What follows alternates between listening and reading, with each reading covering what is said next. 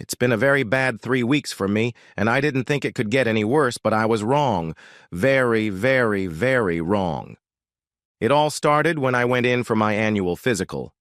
I was poked and probed, X-rayed and EKG'd, gave what seemed like half the blood out of my body, and then went home, confident that I wouldn't have to go through this again for at least another year. 2 days later, I got a call from the doctor's office saying the doctor wanted me to go in for an ultrasound and CT scan. I asked the girl what was wrong, and she said she didn't know anything was wrong, just that the doctor wanted to run more tests. Long story short, it turned out that I had inoperable cancer, and the doctor told me that I had 18 months to live at best. I knew, of course, that he had to be wrong. I was only 48 years old, and nothing bad had ever happened to me. I had never smoked, drank only occasionally, and led a very healthy lifestyle. He just had to be wrong, so I sought a second opinion, then a third, then a fourth, until finally I could force myself to accept the fact that I would die in 18 months or less. Once I put denial behind me, I was faced with the need to inform Becky. My wife of 21 years now had made my days and nights happy. In many marriages of that length, the passion fades, and the couple settles into a comfortable relationship. But that had never happened with Becky and me. It seemed that with each passing year, my love for her grew stronger and the passion never faded. We were still making love 3 or 4 times a week at a time when many of our friends were having sex only twice a month. I contemplated not telling Becky, at least until the pain was so intense that I couldn't hide it. But in the end, I decided she needed to know. She needed time to emotionally prepare herself for what was coming, so after weeks of procrastination, I mustered up the courage to face her. I didn't want the kids around when I broke the news to her, so for the first time in my life, I took an unscheduled day off work and went home. When I got home, there was an unfamiliar car parked in the driveway. I noticed the dealer plates on the car and realized that my best friend Jerry was probably there, and wondered what he could be doing at my house in the middle of the day. I got the answer to that question as soon as I opened the front door. "Oh my God! Oh sweet fucking Jesus!" the house erupted. "Harder, damn it, harder!" Becky yelled, standing at the foot of the stairs and looking up at the second floor where our bedroom was. I walked up the stairs as if in a fog. When I got to the top of the stairs, I couldn't get my legs to move any further. I sat down on the top step and listened to what was coming from my bedroom. The doctors gave me 18 months, but I died the day Becca's screams of pleasure echoed throughout the house. And then the loud screaming and yelling stopped. "In all the years we've been having sex, I don't think I've ever seen you experience such intense ecstasy. You bring out the best in me, lover. I love you, and can never get enough of you. Then why the hell won't you leave Bob and come with me? We've talked about this before, Jerry. I love you and the way you make love to me, but I don't love you. I like you, but I don't love you." "So what? You don't love Bob either." "You're wrong, Jerry. I love my husband very much." "Bullshit, baby. There's no way you'd do to him what you're doing if you really loved him." "No, baby, you don't love him. If you really loved him, you wouldn't do any of this. In fact, if you really loved him, you wouldn't have cheated on him all these 5 years. "You're wrong, Jerry. I love Bob, but he just doesn't bring me sexual satisfaction. As for what I do with him after I've been with you, all I can say is that he turns me on, and in turn I do my best to fuck him to death. And yet Leave it alone, Jerry, before you piss me off." Quietly walking out of the house, I heard Becky say, "I love Bob deeply," and thought, big damn deal. Being deeply loved by an unfaithful companion doesn't make me happy as hell. I went back to my office, closed the door, and locked it, and then spent the rest of the day wondering what the hell I was going to do with the short time I had left. I still didn't know what I was going to do when I got home that night, but I knew for sure that I wasn't going to let Becky know that I knew what she was doing behind my back. Even though Becky had been a light in my life, the discovery of what she and Jerry had been doing had extinguished that light. If I had another 25 or 30 years to live, I might have just turned my back and walked away from her. Unfortunately for Becky and Jerry, the bitterness I felt at the realization that my time was short, combined with the bitterness of finding out how they had both betrayed me, instilled in me a thirst for revenge, and until I could get my revenge, Becky had to continue to think everything was okay between us. When I got home, Becky was in the kitchen making dinner. When I walked into the kitchen, she went to the refrigerator, pulled out a pitcher of margaritas, and poured each of us a glass. She brought me hers, and holding it out to me, leaned forward to kiss me, and all I had to do was not push her away. Becky gave me a sly smile. "I just knew you'd say that. Come on, love, get undressed and get up to the bedroom." It was time for my moment of truth. After making love, she whispered, "I love you so much, Robert, and you can't know how many times I have thanked God that you are mine." I lay there and held her in my arms, thinking, "You worthless fucking whore." The next morning at breakfast, I was reading the morning paper and read an article about prostitution and what the city was trying to do about it. There were several stories about repeat offenders, and one particular case caught my attention, and I suddenly realized what I was going to do to Becky and Jerry. It took a little work to make it happen, and it took a lot of money, but it happened, and I sat down to wait again. Almost 6 months went by, and one day when I came home from work, I found a very upset Becky sitting at the kitchen table with a bottle of vodka in front of her and a half-full glass in her hand. I had just bought the bottle and hadn't opened it yet, so it was obvious that Becky had been drinking for a while. I asked her what was wrong, and she turned away from me. "This isn't easy for me to do, and you're going to hate me, but I have to tell you now in case I haven't given it to you yet." "What is it exactly?" "I haven't been feeling well lately, and I went to the doctor last week. The test results came back today. I have AIDS. I pray to God that it hasn't been passed on to you. You need to go and get tested as soon as possible." "I don't understand. How can you have AIDS? Do you guys do drugs or something and share needles?" And then I stopped talking and pretended like a thought had just popped into my head. Oh my God. Another man? Is it another man?" She looked away, and I saw a tear trickle down her cheek. "Is that so, Becky?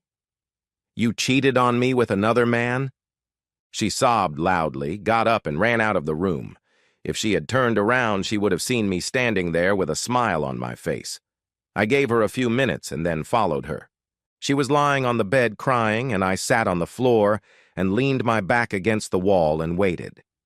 Eventually, the crying stopped, and I said, "I need to know, Becky. What was going on?" It all came out in a rush. She told me how she got drunk at the party and let Jerry seduce her. She told me how exciting it was to have sex with me after being with Jerry, and told me that she didn't love him, but she liked what he could do for her sexually. Honestly, Bob, I love you. You're the only man I've ever loved. Jerry was all sex to me, and sex with him made my sex with you so much better. Please, Bob, you have to believe me. I love you, not Jerry. So, the bottom line is that you slept with a man who was supposed to be my best friend, and he gave you AIDS, which you probably passed on to me. Does that make sense? Becky started crying again, and I got up and left the room. I slept in the spare bedroom that night, and in the morning I left the house without eating breakfast or saying a word to Becky. At lunchtime, I went home expecting to catch Becky and Jerry together, but Becky was alone. As soon as I walked in the door, she asked, "Why are you home at this hour?" I didn't want her to know that I knew she had slept with Jerry on our bed, although I was hoping to catch them doing it, so I told her I had come home to pack a bag. Pack a bag? Why? Is the company sending you on a business trip? Don't be silly, Becky. After what you dumped on me yesterday, you can't believe I'm going to stay with you in this house? But I told you I don't love Jerry, that you're the only man I love. Don't leave me, Bobby, I need you. That's too damn bad, Becky, because after last night, I don't need you cheating on me. She cried and begged as I packed my overnight bag, but I paid her no attention. The last thing she said as I walked out the door was, "What should I tell the kids?" I turned to face her. "Tell them the truth, Becky. Tell them that you've been cheating on me with other men, that I found out about it, and I didn't really like the idea." I left and checked into a motel. A week went by. Becky called my office every day, but I refused to talk to her. One day she came into the office, and when the receptionist called me and told me my wife was in the lobby, I went down the back stairs, out the back door, and went to lunch. It was a bad week for me. The cancer that was going to kill me was causing me a lot of pain and making some other changes in my life. I was losing weight, but wearing clothes that hid the fact for a while. I was doing my best to hide what was happening to me until the time was right. At the end of the week, I checked out of the motel and headed home. Becky must have heard the garage door open because she ran out to meet me as I walked through the door. She hugged me and said, "Oh my God, Bobby, I'm so glad you're home. I was so worried about you." She tried to kiss me, but I pushed her away. "Yes, Becky, I'm home, but you can skip the whole happy hello nonsense. I came home for 4 reasons, none of which you're going to like. First, I was at the doctor and got my test results back, so I just had to come home and thank you for killing me. Be sure to tell my thanks to your boyfriend. Second, since I'm going to die from the AIDS you so generously chose to share with me, I want it to happen in the comfort of my own home. Next, I want to be here so you can watch me slowly die from what you have given me. And finally, I want to be here to watch you fade away. Since you have been suffering from this disease longer than I have, there is a chance that you will die before I do. And I want to be able to watch that happen. With any luck, I'll outlive you enough to stand on your grave and urinate on your headstone. Still happy to see me, Becky?" With downcast eyes, she turned and started to walk away. "What did you tell the kids?" I asked. She turned to face me and replied, "Just that you and I were having some problems, and you decided you needed some time alone. Why?" "They need to be told the truth." A look of concern flashed across her face. "Why? What good is there to tell them?" "The question isn't what good it will do, Becky. It's what harm could come from them not knowing. They need to know what we have and how to avoid actions that might give it to them. What if you fall and cut yourself and one of them runs to help you and stains themselves with your infected blood? You and Charlie have a bad habit of going to the refrigerator and drinking milk or juice out of the carton and then putting it back in. Do you really want him drinking out of that carton after you? Unless, of course, your plans include killing the whole family." Becky turned and ran out of the room crying. I moved into the spare bedroom and began to coexist with Becky. Not a day went by that she didn't try to rekindle the relationship, but I wasn't okay with that. "The only reason I'm here, Becky, is so you can watch what you did to me happen on a daily basis." Her relationship with Jerry ended when she told him that he had given her AIDS. He told her that she was full of shit and that he contracted it from her, not the other way around. Then he said he shouldn't have been surprised since she was a whore who cheated on me. She had cheated on me with him, so he had no doubt that she had cheated on him with someone else. They only talked one more time when he called to tell her that she was a worthless, disease-ridden slut who had infected him. I met with the kids alone. Becky couldn't bring herself to face them, and told them what had happened. It was hard for them to accept that their mother and Uncle Jerry had been cheating on me, and they were crushed when they learned that I was dying because of it. After that meeting, their relationship with their mother became more distant, as Charlie and Barb demonstrated their resentment over what Becky had done to me. I changed my insurance policy and made the children my beneficiaries and changed my will, leaving everything to them. All I would leave Becky were bitter memories. Cancer will kill me much sooner than AIDS, and Becky has to watch as it eats away at my body and I get worse. Every day she watches me fade away, and her guts are torn up at the thought that her affair with Jerry was the cause of my pain. I will tell her the truth, but not until after I die. I left a letter from my attorney to give to Becky during the reading of my will. The letter details what happened. It describes how I found out about the cancer and came home to tell her the news, and how I found her and Jerry having sex in my bedroom and on my bed. I told her that I died at that moment, that what she had done had destroyed my will to live and my intention to fight the cancer to the last minute. The letter told how I had read an article in the newspaper about a prostitute with AIDS who continued to give tricks even though she may have killed her customers, and how that had set me thinking of ways to get revenge on her and Jerry.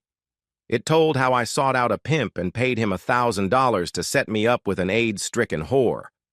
I told how I slept unprotected with this whore daily for a month to contract her disease, and how I hoped and prayed that I would get infected and pass it on to my loving wife, who would in turn pass it on to her asshole lover. I pray that there are such things as ghosts, and that I could be in the room with Becky when she reads this letter so I can see the look on her face. Time is passing, and as I write this, I only have a few weeks left. Becky can't understand how I can be so cheerful and upbeat when the end is near, but she's about to find out, and that knowledge helps me keep a smile on my face.